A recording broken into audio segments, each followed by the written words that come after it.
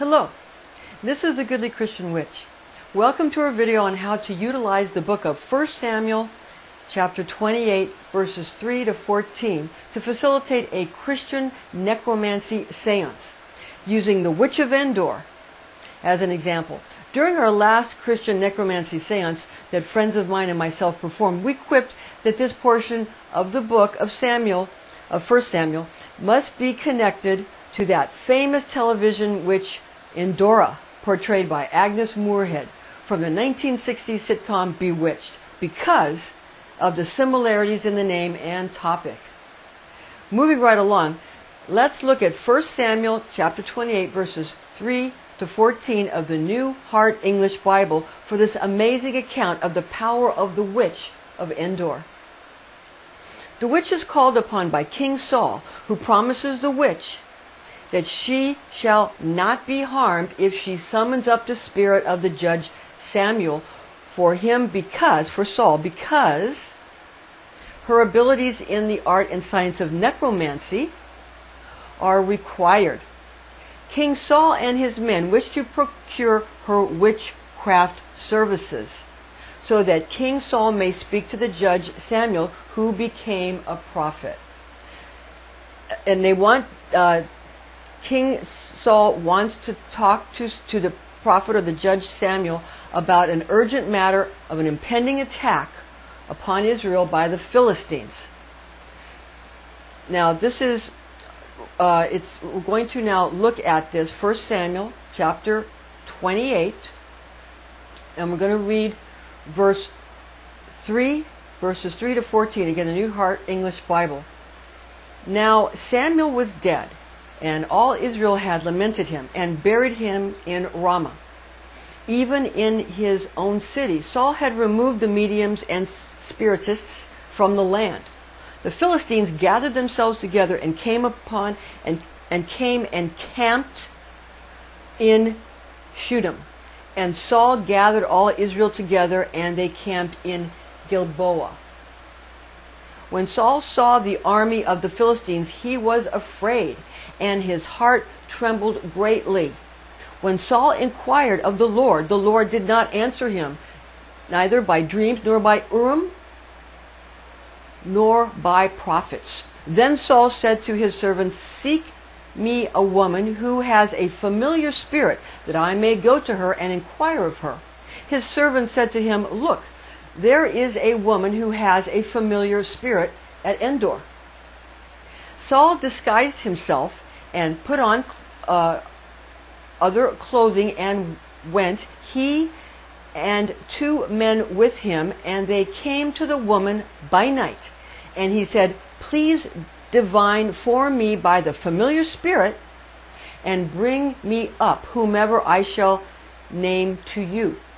The woman said to him, "Look, you know what Saul has done, how he has cut off the mediums and spiritists out of the land. Why then do you lay a snare for my life, to cause me to die?" Saul swore to her by the Lord, saying, "As the Lord lives, no punishment shall happen to you for this thing." Then the woman said, "Whom shall I bring up to you?" He said, "Bring Samuel up for me."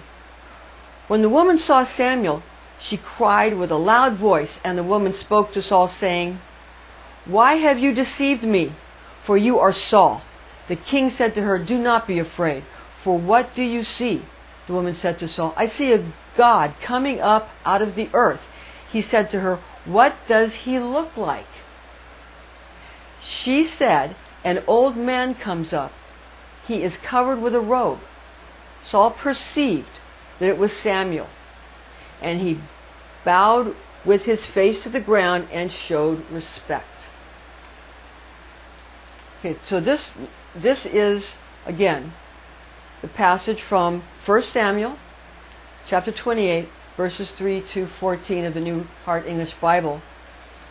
So this is showing how the Witch of Endor performed a seance and called up the spirits so they could speak to King Saul, so King Saul could speak to Samuel, who had died, to the prophet he was a judge. Samuel was a judge, and he became a prophet. And he had died, and then King Saul, because the Philistines were gathering around and were threatening Israel, he wanted to speak.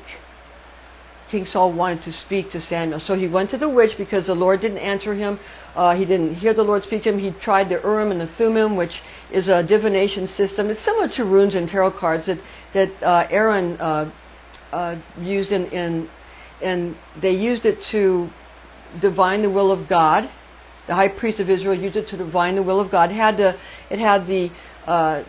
It creates the 12 tribes of Israel by a permutation of tetragrammaton. So we have tetragrammaton, which we're all familiar with, Yod He Vav He, or people say it's Jehovah or Yahweh, but it's Yod He Vav He. And one of the He's is for water and one is for earth. So it's usually represented as a small h for earth and a large H for water. The Yud for fire and the Vav for air. So the Yud He Vav He. Now the Yud He Vav He, with the final He being earth and the middle He being water, fire, water, air, earth. That's for the sign of Aries, the ram, and it's associated with the tribe. Some people say it's a tribe of Gad. Other people assign it to other tribes. But they're assigned with different tribes. Different people say different things. But you get the idea. The 12 tribes of Israel go with the 12 signs of the zodiac, go with the 12 apostles of Christ. All of these things are the same. Okay. Now you can take the Yud He Vav He and you can change the letters around, and that gives you all the different signs of the zodiac and the 12 different tribes of Israel. So the high priest in Israel would be able to use the Urim and Thummim to find out what God wanted them to do using this divination system. I think it's called Necromancy. It's very, very, very similar to runestones. And in some way similar to tarot cards, but it's mostly similar to runestones just because of the use of stones and that kind of thing. Okay? So this is, the Lord didn't answer, Hashem did not answer Saul, King Saul. So he had to go to the Witch of Endor to get an answer and speak to Samuel directly. Okay? So that's what this is about. Okay, now if you want more spiritual proof of the validity of Christian necromancy and Christian seances, it's good to utilize Luke chapter 9, verses 20 to 36, about Jesus evoking the prophets Moses the deliverer and Elijah the miracle worker. Then when before eyewitnesses he was transfigured, enabling him to speak to the spirits of these dead mystics. So you see, in the book of Luke we have Jesus himself who he goes up to a place where he has Peter and James and John go with him, and they witness him as he enters sort of an interdimensional doorway and transfigures himself. Jesus is transfigured, some kind of interdimensional doorway, and he there is. They can see him. Peter and James and John can see Jesus as he then begins to. Jesus summons Moses and Elijah, and they come and they speak with him. Okay? They speak with him. They speak with Jesus. And Jesus has sort of gone through a dimensional doorway where he's in a glorified body of light, where his face shone like the sun, and his garments became white and light and all that. And he's able to speak to those who are in another dimensional realm, who are no longer in their physical bodies on the earth plane, or perhaps they have other types of physical bodies, but you get the idea. They're in their bodies of light, and they're in other worlds. The Kabbalah calls them the Sephirah. Science calls it dimensions. Okay, they're doorways. There are different doorways and different gateways and different locations in interdimensional space, which the Zohar and the Kabbalah are all talking about and giving more information about what's already spoken about in the book of 1 Samuel, again, that we just read, and about the Witch of Endor, and also in the book of Luke, And also there's an account in the book of Matthew and also one in the book of Mark. Okay, there's also an account of the transfiguration of Jesus in front of eyewitnesses, 3 of his disciples, okay, speaking with, as he goes into this doorway, with Elijah and Moses that he summons, and they talk, and then after that he goes back into his physical body. So his ability to transform and just go into his body of light and speak with others in their bodies of light and their other glorified bodies.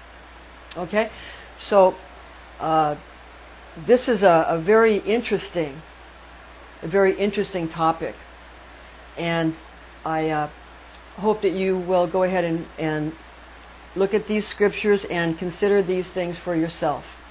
Okay, when you consider what being a Christian psychic is, and being a Christian witch, and doing Christian seances and that kind of thing. Again, this is Christian Necromancy Séance, Witch of Endor. Okay, so a very interesting topic. Okay, thank you for joining us, and we'll see you again real soon. Thank you.